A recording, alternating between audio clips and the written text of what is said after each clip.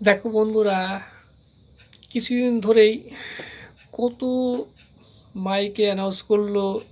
হুম মোদিজি আসবে, মোদিজি আসবে তায়ের পরে। লাস্টে কি হলো? শূন্য হয়ে গেল। হুম কত দূর দূর থেকে আসলো দেখো লোকজন। করিমপুর, মুর্শিদাবাদ, মালদা, বিভিন্ন থেকে আসলো, কিন্তু তাদের আশা কিন্তু পূর্ণ হলো না। হুম আবার শুনলাম নাকি ইতিমধ্যে নাকি তিনজন নাকি মারাও গেছে, রেলে কেটে নাকি পায়খানা করতে গিয়ে নাকি শুনলাম এরকম মারা গেছে। খুবই দুঃখের ব্যাপার, খুবই কষ্ট লাগলো। হ্যাঁ, দেখো কত মোদিজিকে ভালোবাসে। হ্যাঁ, ভালো লাগলো দেখো, কিন্তু যার জন্যে এত কাণ্ড কাণ্ড হলো, কিন্তু আসল মানুষটাই আসলো না। খুবই খারাপ লাগলো, ঠিক আছে। কারণ হচ্ছে অনেক কুয়াশা ছিল, আবহাওয়াটা খুব খারাপ ছিল, ওই জন্যই হেলিকপ্টার নামতে পারেনি। হুম তা মানুষে হচ্ছে অনেক দুঃখ পেলো, কষ্ট পেলো। হ্যাঁ, খুবই খারাপ লাগলো। আবার কিছু কিছু খানকির ছেলেগুলো উল্টো পাল্টা বলছে, বলছে নাকি তৃণমূলের ভয়ে নাকি আসেনি। এটা কোনো মানে হয় এগুলো?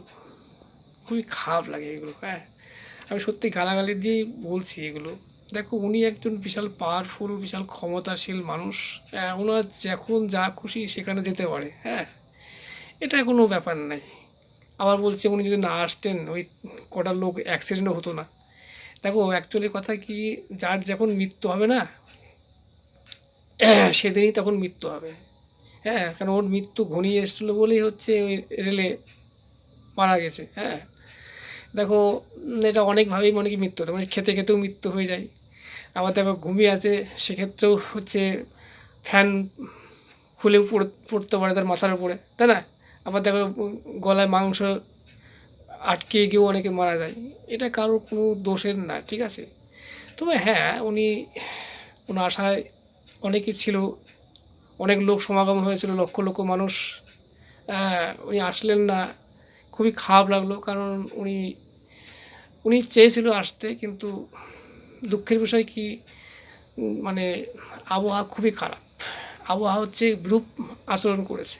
হ্যাঁ, এই জন্যই উনি নামতে পারেননি। হ্যাঁ, যাক, খুবই মানে কষ্টের ব্যাপার। আর দেখো, অনেকে অনেকে বলছে যে তৃণমূলের ভয়ে নাকি আসেনি। এটা একদম বাজে কথা। তাদেরকে ধরে শুধু মারাত্মক, ঠিক আছে, এগুলো